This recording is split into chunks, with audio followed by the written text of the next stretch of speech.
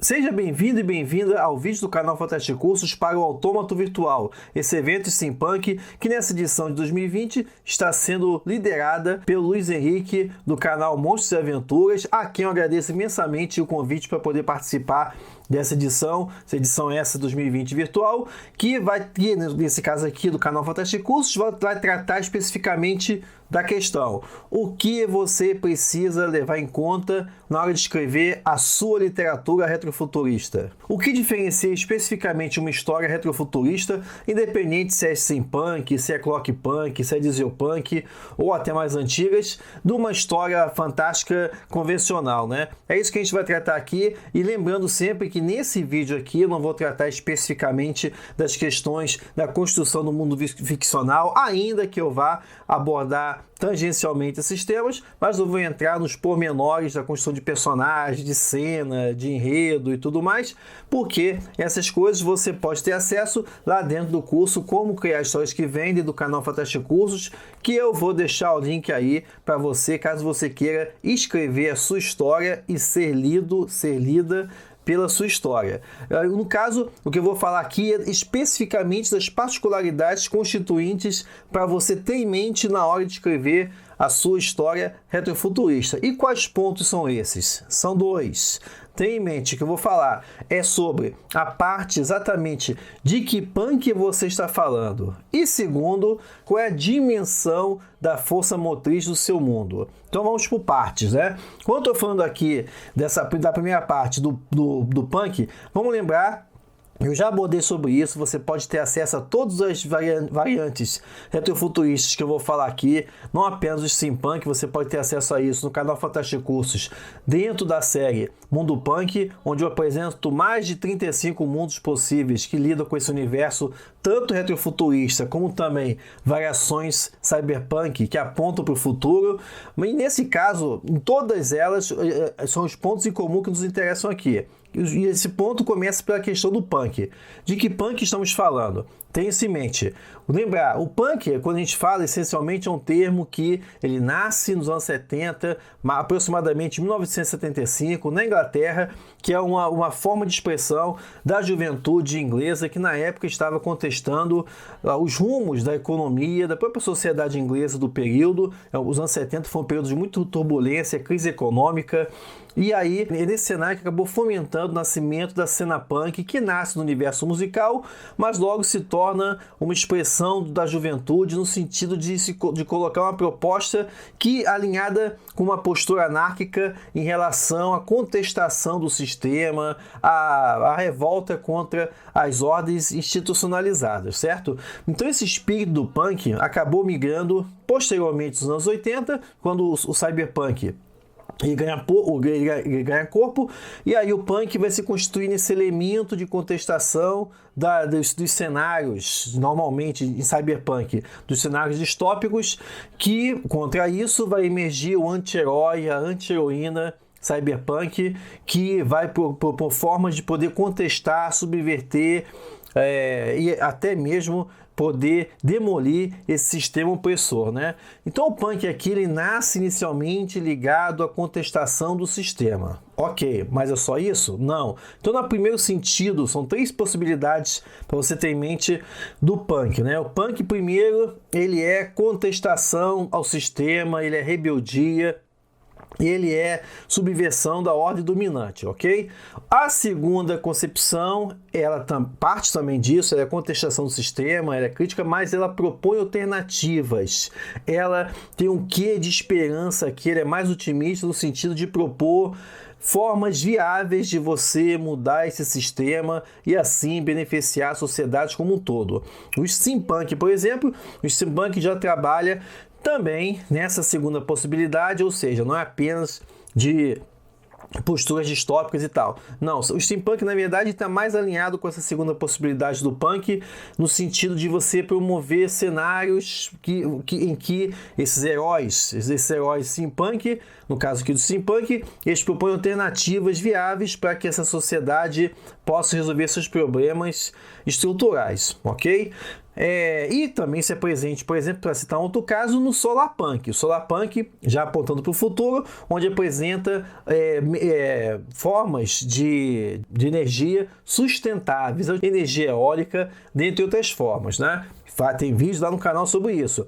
E depois da rebeldia, da subversão, bem alinhada com o primeiro momento do punk. Depois, com essa contestação do sistema, promovendo formas alternativas de você diminuir as mazelas da sociedade. Você também tem a terceira opção, terceira abordagem do punk. Essa é uma abordagem mais estética, né? No sentido de que essa terceira forma ela se alinha mais ao visual. Quando a gente fala de literatura retrofuturista, é uma literatura bem carregada do visual, né? Que encanta, que fascina, atrai logo o olhar de quem se envereda por essa forma. E a gente vê isso muito bem, por exemplo, nos steamers, que no caso aqui são pertencentes a essa subcultura do steampunk e que se reúnem normalmente para poder celebrar a literatura do contexto vitoriano, né? Então, quando eu estou falando aqui da estética, se você vai escrever uma história nesse sentido, o punk que você está falando é mais estético, é mais concentrado na imagem do que na própria postura crítica. Então, isso é outra coisa que você tem que ver. Por exemplo, o barroco punk, tem vídeo lá no canal disso, Barroco Punk, ele aponta para isso, né? É uma literatura, aqui a gente está falando de uma mais estética, né? Muito preocupado com babados, rococós e tudo mais, do que exatamente uma postura artística. Mais ou menos nesse sentido também a gente vai ver o Stone Punk, né? O Stone Punk, que não vou falar que é o primeiro, porque a gente ainda tem o Myth Punk, o Mito Punk e o Elf Punk, que estão fora do tempo histórico. Mas, por exemplo, dentro do tempo histórico, o Stone Punk, que é passado na pré-história, você vai ter essa abordagem mais estética do mundo retratado. Porque vamos lembrar, né? A gente está falando da Idade da Pedra, né? Da Idade da Pedra, quando a gente fala de conflito social e tal, rebeldia contra o sistema, a gente não tem nem ainda o mundo institucionalizado de forma a abordar essas questões. É lógico, você pode assumir uma perspectiva punk aqui no Stone Punk ao tratar de, por exemplo, uma guerra entre tribos, né? Nessa perspectiva, aí você aborda essa postura rebelde. Mas normalmente o Stone Punk está mais concentrado numa questão de estética, que é o que a gente vê, por exemplo, nos Flintstones, onde a gente vê essa substituição de elementos do século 20 e 21 representados na forma pré-histórica. Então, tenha em mente essa primeira parte quando a gente está falando de literatura, da literatura retrofuturista. Qual é o punk que você está tratando, ok? A segunda parte é da dimensão da força motriz do mundo descrito. Quando eu falo dimensão do mundo descrito, inicialmente você pode pensar assim, não, minha história é steampunk, então é do mundo a vapor. Beleza, mas aqui que você tem que prestar atenção, quando a gente está falando de literatura retrofuturista e variações do cyberpunk, a força motriz do mundo descrito não se refere apenas exatamente à energia utilizada que movimenta aquele universo, mas também tem a dimensão sociocultural, né? Então, falar do steampunk não é só falar de um mundo movido a vapor. A gente está falando aqui do mundo normalmente ambientado no passado. Eu falo normalmente ambientado no passado porque, por exemplo, você pode ter cenários pós-apocalípticos, como, por exemplo, a gente recentemente ganhou uma adaptação cinematográfica, né, o Máquinas Mortais, ganhou um filme do Peter Jackson, em que você tem um mundo pós-apocalíptico que depois a civilização foi se reconstituindo e no momento que a gente vê a obra está na fase do steampunk, né? Mas normalmente quando a gente fala de steampunk automaticamente era vitoriana, ou seja, a segunda metade do século XIX, a era vitoriana compreende de 1837 a 1900. Então quando a gente fala nesse sentido é ter em mente essa questão do mundo. Não é só vapor, você tem que abordar a questão vitoriana. É o mundo vitoriano, com suas regras, suas rígidas convenções sociais, sua paranoia com o sexo, né? O lugar de ascensão da ciência. Tá? Então toda essa questão dessas contradições sociais tem que estar presente na sua obra. E é isso que faz uma obra steampunk se diferenciar das outras também, de uma história convencional. É essa construção, a pesquisa realizada no desenvolvimento da narrativa. Você tem que escrever, você tem que abordar a cultura desse tempo. Não é apenas escrever literatura retrofuturista, não é você simplesmente colocar vários gadgets, vários dispositivos tecnológicos, nesse caso aqui a vapor, que a sua história é steampunk. Não, você tem que ter todo o manejo de elementos, é isso que faz a própria constituição do Fantástico, de forma que seus personagens agem como se estivessem no século XIX. E aqui é importante, principalmente quando a gente está falando de mulheres. Quando você vai descrever suas heroínas steampunk, não é para você descrever uma mulher passiva, né, como se ela estivesse ainda no século XIX e tal. Vamos lembrar que em todas as épocas históricas, nesse caso das mulheres, a gente sempre vai ter o conhecimento de mulheres que eram fora da curva, que eram fora do padrão, que se comportaram fora das normas da sociedade. Muitas delas pagaram o preço por isso. Mas você tem que ter em mente o seguinte: todas as mulheres, a grande parte das mulheres, vão se comportar como as mulheres do século XXI, né, na sua história retrofuturista? Não, porque a gente vai observar que no século XIX nem todas as mulheres tinham acesso à educação ou era de uma classe social que permitia a elas ter mais esclarecimento e tal. Então essas questões têm que estar contempladas na sua literatura retrofuturista, porque senão vira história de fantasia. Da fantasia que você vê no mundo de fantasia, normalmente uma aparência medieval, mulheres se comportando como se estivesse no dia de hoje. Né? Então, na literatura retrofuturista, a riqueza da construção desse mundo vai muito da contemplação do espírito da época, das convenções. Né? Então, nesse caso, no caso da mulher, você pode criar uma personagem feminina para frente e tal, mas nem todas as mulheres vão ser desse jeito, né? Então é importante ter em mente essas questões. Por exemplo, também, quando a gente está falando de minorias, a gente falou de mulheres, fala também, por exemplo, de um personagem negro. Você é um escritor, uma escritora negra e quer escrever um personagem negro steampunk. Então, nesse caso, será que realmente você vai descrever ele aos olhos, dentro do contexto do século XIX, essa viradinha do século XIX para o século XX? Vou dar um exemplo. Aqui, excelente obra do steampunk nacional. Escolhi essa obra aqui, Alcova da Morte, porque tem vídeo no canal Fantástico Cursos sobre essa obra, em que você tem, por exemplo, é uma agência de detetives que vai desvendar um crime no Rio de Janeiro no começo do século XX, dessa viradinha do século XIX para o século XX no Rio de Janeiro. E a gente tem um personagem, um engenheiro positivista, o Firmino Boaventura, que é negro. Então aí eu te pergunto, você está criando um personagem negro. Porra, você, no século início do século XX, final do século XIX para o século XX, o negro vai ter acesso a todos os lugares. A todos os lugares, ele é tratado da mesma forma por todas as pessoas. O negro, na sociedade brasileira, no começo do século XX, não, né? Então, por exemplo, nesse caso aqui, esse personagem, que nesse caso foi escrito pelo André Cordenonce, ele justamente retrata o preconceito, o racismo inerente na sociedade brasileira, e que por isso mesmo acaba se constituindo até mesmo o desenvolvimento do arco do personagem aqui na trama, né? Então presta atenção nisso. Você vai criar um personagem negro e aí você vai colocar ele no século XVIII, né? Uma narrativa de clockpunk. Seu personagem negro, ele vai ter acesso à Academia de Ciências, à nascente Academia de Ciências do final do século XVIII, ou não, então é uma história de Kettlepunk, ambientada no oeste americano. O negro vai ser bem tratado lá. Então são essas questões que você tem que ter em mente principalmente na hora de você contemplar mulheres, negros e outras questões, como por exemplo a própria diversidade sexual, né? Então presta atenção como esses temas eram abordados para você, senão fica um anacronismo, na sua narrativa, né?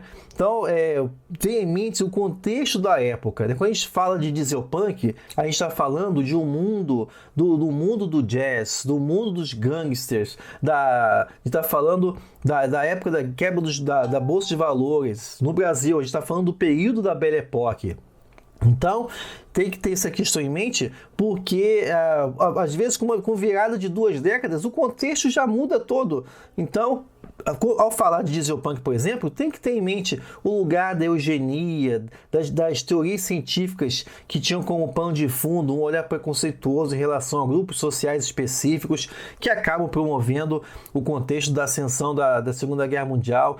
Então isso tudo tem que estar ali no seu pano de fundo, tanto também em histórias Tesla Punk também, né, que são ambientados também nesse começo do século XX.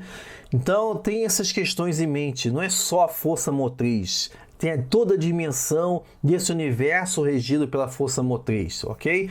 Por exemplo, no próprio século XIX, se você pegar o século XIX, só dentro do século XIX, de 1800 a 1899, você tem pelo menos 4 expressões retrofuturistas. Você tem o Green Punk, você tem o Ether Punk, você tem o Dread Punk, você tem o Steampunk.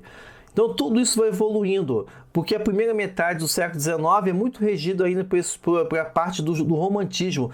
Então o Ether Punk, por exemplo, ele parte dessa visão do começo do século XIX do éter. O éter enquanto elemento constituinte do universo, que acaba também fornecendo essa energia mágica e tal. Então o Ether Punk vai beber muito dessas questões no cenário do século XIX. Né? Tem vídeo no canal sobre isso. Da mesma forma, o Green Punk já ele toma outro rumo da Revolução Industrial. É uma Revolução Industrial que acontece de outra forma, a partir de energias renováveis, né? Então, qual é o impacto disso? O que vai ser diferença na segunda metade com, por exemplo, o Dread Punk. Dread Punk que se situa mais ou menos ali no mesmo cenário do Steampunk, mas a diferença da ficção científica, o Dread Punk Dread Punk, né, de medo, já vai se amparar muito no gótico vitoriano, e por isso mesmo, só que, diferente do gótico convencional, do gótico vitoriano, o Dread Punk, e aí entra a partícula punk, o Dread Punk vai abordar histórias góticas, histórias de terror, histórias de horror, sobrenaturais, mas que tem denúncias sociais, né? que batem de frente, trazem de frente essas discussões de temas que se comunicam com a nossa realidade de hoje, né? A questão do corpo, a questão de grupos sociais oprimidos, preconceito e tudo mais. Então você vê que, preste atenção também nisso, qual o cenário que você está descrevendo, o contexto, né? O próprio no cenário brasileiro, quando você quer descrever uma história de diesel punk, tem isso em mente. No Brasil mesmo, isso vai ser ambientado na República Velha. República Velha é de 1889 a 1930. Ou seja, aí dentro já cabe tanto histórias de steampunk quanto também histórias de Tesla Punk, assim como também histórias de diesel punk. Então dentro, não é só para Belle Époque é tudo a mesma coisa. Não, a Belle Époque começa ainda lá em 1889, você ainda está lá sobre esses impactos do fim da monarquia, né? Um país em turbulência e tudo mais, numa república que está querendo se manter e usa a força para isso. Então tenha em mente essas questões, que já é diferente do comecinho do século XX, onde você vai ter principalmente Rio e São Paulo querendo se modernizar, querendo ser uma Paris tropical a todo custo, o pobre que se lasque. E aí você vai ter todo esse cenário aí propício para o steampunk, quando a gente vai ver a chegada do automóvel, a invenção do avião para São Dumont, e também a chegada da eletricidade, do bonde elétrico em São Paulo. Então, ou seja, aí já cabe tanto steampunk quanto também o Tesla Punk. E aí depois a gente vai se aproximando já para o cenário do entreguerras, aí já abre a porta, após as reformas, principalmente do Rio de Janeiro, por Pereira Passos e reforma sanitária do Oswaldo Cruz, a gente já vai ter o cenário do diesel punk, então o decor punk, né? Dependendo do termo que você queira usar. Então, aí que já muda o contexto. O decopunk, o dieselpunk já é muito alimentado pelas ideias eugenistas, as ideias racistas do Monteiro Lobato, por exemplo. Então, tudo isso você tem que contemplar as particularidades. Isso tudo que eu estou falando aponta para quê? Para pesquisa. Pesquise, que pelo menos, do meu ponto de vista, é a parte mais interessante, a parte mais dá mais tesão, é a pesquisa, né? Ou seja, vai lá nos pormenores, qual era o pensamento vigente na época, qual o lugar da religião. Não adianta o personagem, ai meu Deus, pô, às vezes você está num contexto em que Deus está esvaziado de sentido na sua narrativa, né? Ou então o conceito de Deus nem existe ainda, vai que é uma história lá do Stone Punk. Então, preste atenção nessa questão de como é que você vai incorporar elementos da linguagem, tá? Isso passa também até mesmo pela escolha do narrador. Vamos lembrar que, por exemplo, o foco narrativo, existem focos narrativos mais apropriados, caso você queira fazer uma brincadeira mais elaborada, né? Você queira não apenas escrever uma história ambientada no século XIX, mas também usar a forma de escrever do século XIX no sentido do foco narrativo, esse narrador de ser a pessoa intruso, né? Lá Machado de Assis, né? Que comentava as narrativas e tal.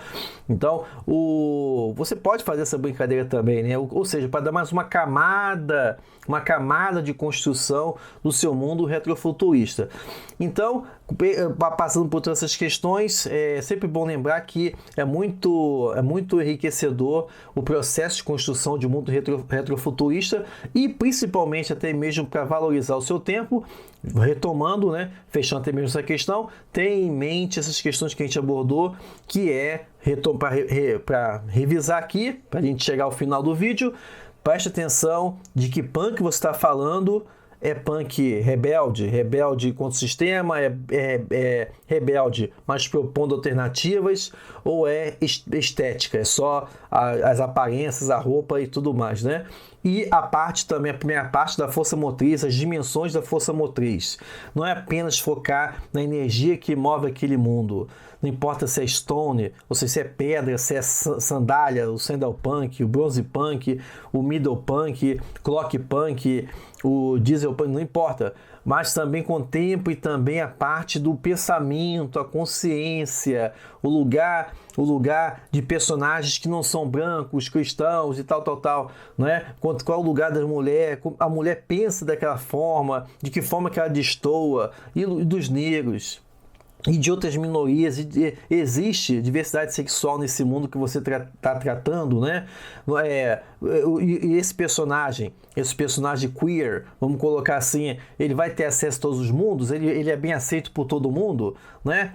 Não é desse jeito, né? Então elabore bem esse aspecto de forma que você possa construir um mundo que salte aos olhos do seu leitor e sua leitora pela beleza, pelos detalhes construídos, de forma até mesmo que ele possa estabelecer comparações diretas com o mundo de hoje, que essa que é a beleza da literatura retrofuturista, né? De você usar o passado, o futuro projetado no passado, para a gente pensar o nosso presente e, quem sabe, assim já fazer as bases de mudanças para o futuro, ok? Então, espero que você goste do vídeo. Fica o convite mais uma vez de você conhecer o projeto aqui, o curso online do Como Criar Histórias que Vendem, do Fantastic Cursos, e também você acompanhar aí o resto de programação do Autômato Virtual, esse evento que está aí celebrando o steampunk e o retrofuturismo em geral, aqui nessa semana para você, beleza? Muito obrigado pela sua atenção, até a próxima!